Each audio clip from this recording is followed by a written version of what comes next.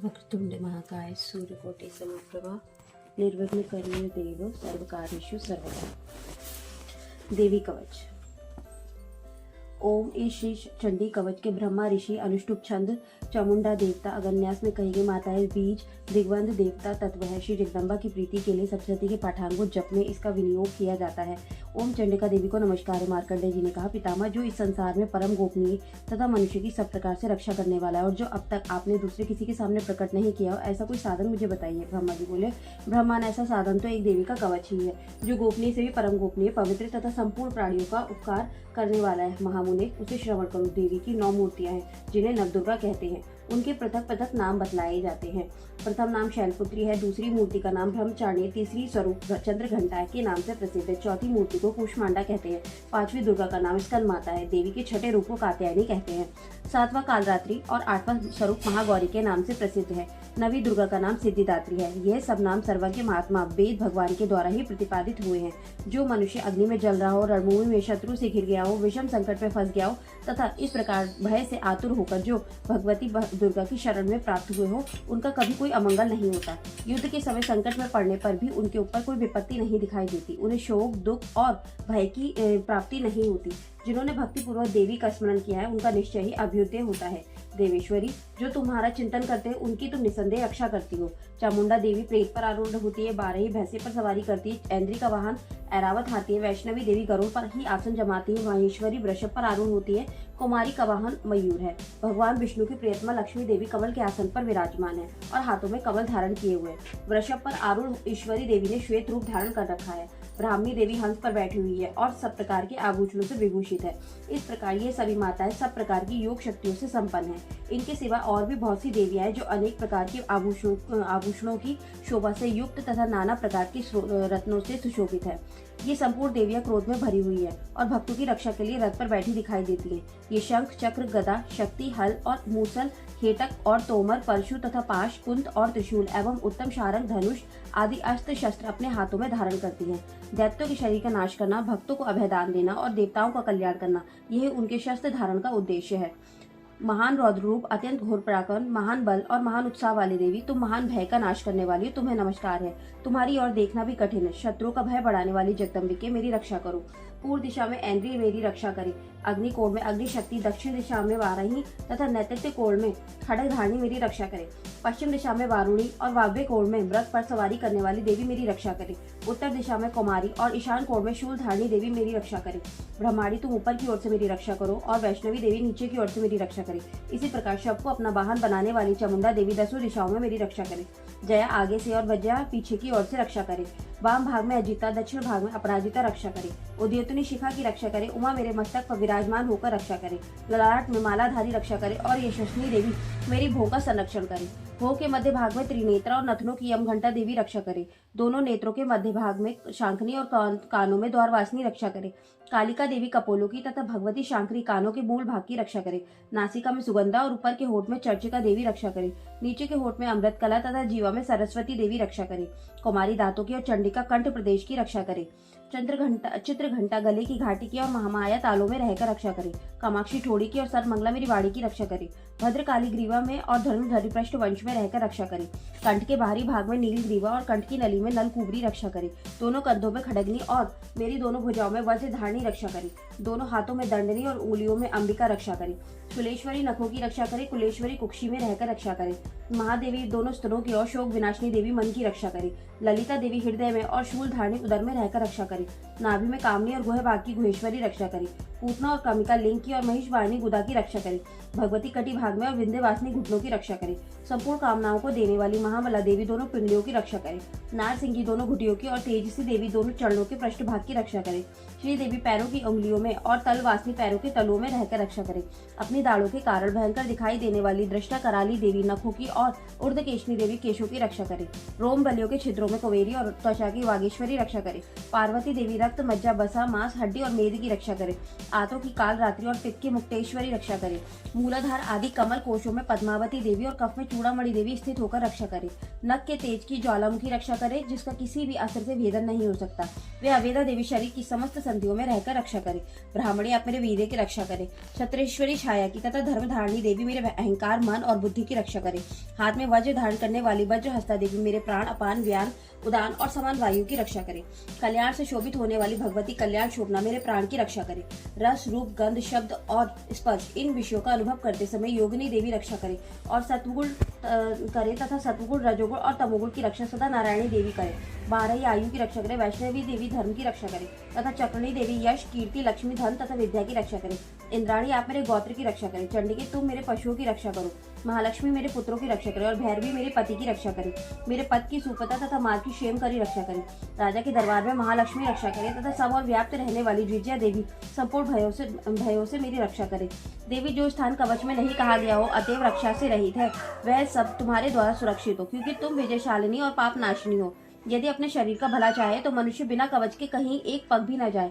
कवच का पाठ करके ही यात्रा करे। कवच के द्वारा सब ओर से सुरक्षित मनुष्य जहाँ जहाँ भी जाता है वहाँ उसे धन लाभ होता है तथा संपूर्ण कामनाओं की सिद्धि करने वाली विजय की प्राप्ति होती है।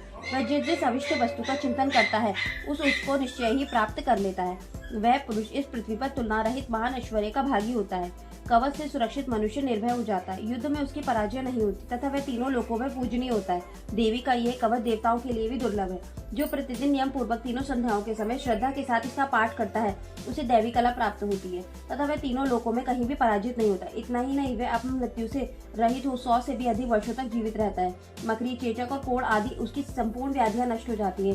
कनेर, भांग, अफीम, धतूरे आदि का स्थावर विष, सांप और बिच्छू आदि के काटने से चढ़ा हुआ जंगम विष तथा अहिफेन और तेल के संयोग आदि से बनने वाला कृत्रिम विष, ये सभी प्रकार के विष दूर हो जाते हैं, उनका कोई असर नहीं होता। इस पृथ्वी पर मारण, मोहन आदि जितने अभिचारिक प्रयोग होते हैं तथा इस प्रकार के जितने मंत्र यंत्र होते हैं वे सब इस कवच को हृदय में धारण कर लेने पर उस मनुष्य को देखते ही नष्ट हो जाते हैं। यही नहीं, पृथ्वी पर विचरने वाले ग्राम देवता, आकाशचारी, विशेष जल के संबंध से प्रकट होने वाले गण, उपदेश मात्र से सिद्ध होने वाले निम्न कोटि के देवता, अपने जन्म के साथ प्रकट होने वाले देवता, कुल देवता, माला, टाकनी, शाकनी, अंतरिक्ष में विचरने वाली अत्यंत बलवती भयानक डाकनियां, ग्रह, भूत, पिशाच, यक्ष, गंधर्व, राक्षस, ब्रह्म राक्षस, देताल, कूष्मांड और भैरव आदि अनिष्ट कारक देवता भी हृदय में कवच धारण किए हुए रहने पर उस मनुष्य को देखते ही भाग जाते हैं। कवचधारी पुरुष को राजा से सम्मान वृद्धि प्राप्त होती है। यह कवच मनुष्य के तेज की वृद्धि करने वाला और उत्तम है। कवच का पाठ करने वाला पुरुष अपनी कीर्ति से विभूषित भूतल पर अपने सुयश के साथ साथ वृद्धि को प्राप्त होता है। जो पहले कवच का पाठ करके उसके बाद सप्तशती चंडी का पाठ करता है, उसकी जब तक वन, पर्वत और कानूनों सहित पृथ्वी टिकी रहती है तब तक यहाँ पुत्र, पौत्र आदि संतान परंपरा बनी रहती है। फिर देह का अंत होने पर वह पुरुष भगवती महामाया के प्रसाद से उस नित्य परम पद को प्राप्त होता है जो देवताओं के लिए भी दुर्लभ है। वह सुंदर दिव्य रूप धारण करता है और कल्याणमय शिव के साथ आनंद का भागी होता है। देवी कवच संपूर्ण। ओम अर्गला स्रोत। ओम ईश श्री अर्गला स्रोत मंत्र के विष्णु ऋषि अनुष्ठुप छंद श्री महालक्ष्मी देवता श्री जगदम्बा की प्रीति के लिए सप्तशती के पाठांगुत जप में इसका विनियोग किया जाता है। ओम चंडिका देवी को नमस्कार है। मार्कंडे जी कहते हैं, जयंती, मंगला काली, भद्रकाली, कपालिनी, दुर्गा, क्षमा, शिवा, धात्री, स्वाहा और स्वधा इन नामों से प्रसिद्ध जगदम्बिके तुम्हें मेरा नमस्कार हो। देवी चामुंडे तुम्हारी जय हो। संपूर्ण प्राणियों की पीड़ा हरने वाली देवी तुम्हारी जय हो। सब में व्याप्त रहने वाली देवी तुम्हारी जय हो।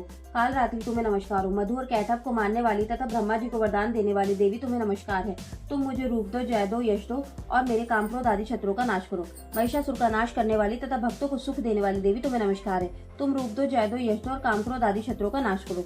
रक्त बीज का वध और चंड मुंड का विनाश करने वाली देवी तुम रूप दो, जय दो, यश दो और काम क्रोध आदि शत्रुओं का नाश करो। शुंभ और निशुंभ तथा धूम्रलोचन का मर्दन करने वाली देवी तुम रूप दो, जय दो, यश दो और काम क्रोध आदि शत्रुओं का नाश करो। सबके द्वारा वंदित युगल चरणों वाली तथा संपूर्ण सौभाग्य प्रदान करने वाली देवी तुम रूप दो, जय दो, यश दो और काम क्रोध आदि शत्रु का नाश करो। देवी तुम्हारे रूप और चरित्र अचिंत्य है। तुम समस्त शत्रु का नाश करने वाली हो। तुम रूप दो, जय दो, यश दो और काम क्रोध आदि शत्रु का नाश करो। पापों को दूर करने वाली चंडिके जो भक्ति पूर्वक तुम्हारे चरणों में सर्वदा मस्तक झुकाते हैं, उन्हें रूप दो, जय दो, यश दो और उनकी काम क्रोध आदि शत्रु का नाश करो। रोगों का नाश करने वाली चंडिके जो भक्ति पूर्वक तुम्हारी स्तुति करते हैं, उन्हें रूप दो, जय दो, यश दो और उनकी काम क्रोध आदि शत्रुओं का नाश करो। चंडिके इस संसार में जो भक्ति पूर्वक तुम्हारी पूजा करते हैं, उन्हें रूप दो, जय दो, यश दो और उनकी काम क्रोध आदि शत्रुओं का नाश करो। मुझे सौभाग्य और आरोग्य दो, परम सुख दो, रूप दो, जय दो, यश दो और मेरे काम क्रोध आदि शत्रुओं का नाश करो। जो मुझसे द्वेष रखते हैं उनका नाश और मेरे बल की वृद्धि करो। रूप दो, जय दो, यश दो और मेरे काम क्रोध आदि शत्रुओं का नाश करो। देवी मेरा कल्याण करो, मुझे उत्तम संपत्ति प्रदान करो। रूप दो, जय दो, यश दो और काम क्रोध आदि शत्रुओं का नाश करो। अंबिके देवता और असुर दोनों ही अपने माथे की मुकुट की मड़ियों को तुम्हारे चरणों पर घिसते रहते हैं। तुम रूप दो, जय दो, यश दो और काम क्रोध आदि शत्रुओं का नाश करो। तुम अपने भक्तजन को विद्वान, यशस्वी और लक्ष्मीवान बनाओ तथा रूप दो, जय दो, यश दो और उनकी काम क्रोध आदि शत्रुओं का नाश करो।